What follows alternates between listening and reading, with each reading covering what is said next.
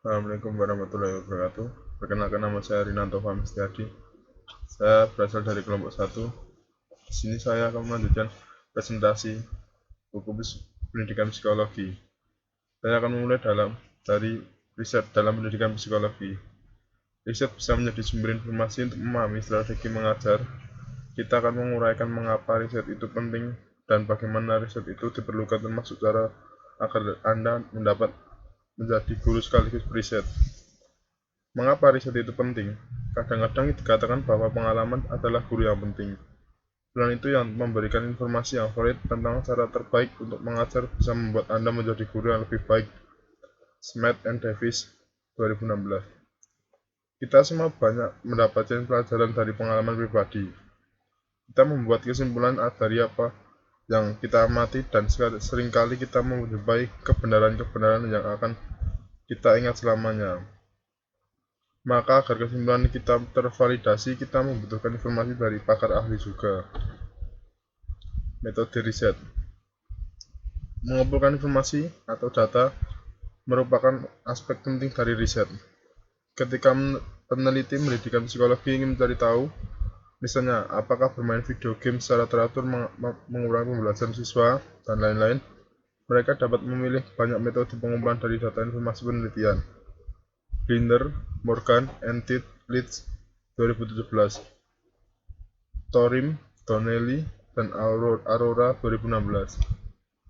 Bertujuan untuk mengamati dan mencatat perilaku, misalnya seorang ahli psikologi pendidikan mengamati guru tentang sikap mereka terhadap jenis strategi tertentu.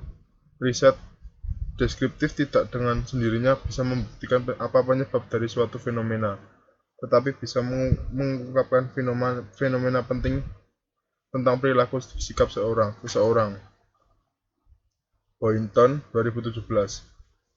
Ada 3 metode dasar yang dipakai untuk mengumpulkan informasi dalam psikologi pendidikan, yaitu deskriptif, korelasional, dan eksperimental. Riset deskriptif bertujuan mengamati perilaku, misalnya seorang ahli psikologi pendidikan mengamati guru tentang sikap mereka terhadap jenis strategi tertentu.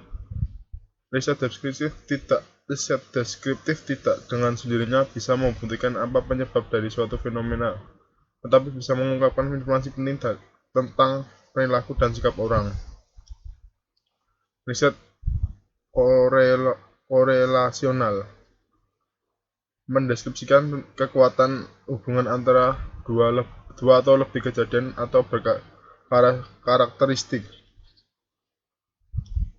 Riset korelasional itu berguna karena semakin kuat dua hubungan antara dua peristiwa berkaitan atau bersosialisasi, maka kita bisa memprediksi satu kejadian secara efektif. Yang ketiga, riset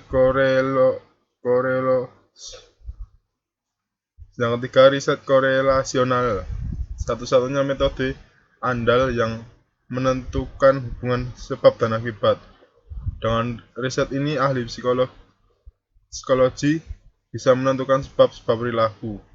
Ahli psikologi pendidikan mencari sebab-sebab tersebut dengan melakukan eksperimen, yakni prosedur dengan diatur secara hati-hati di mana satu atau lebih faktor yang dianggap mempengaruhi perilaku yang sedang diteliti akan dimanipulasi dan semua faktor lainnya dianggap konstan. Jika perilaku yang diteliti berubah ketika suatu faktor dimanipulasi, kita bisa mengatakan bahwa faktor yang dimanipulasi itulah yang menyebabkan perilaku berubah. Sebab adalah kejadian yang dimanipulasi. Akibat atau efek adalah perilaku yang berubah karena memanipulasi. Demikianlah presentasi buku psikologi dari saya.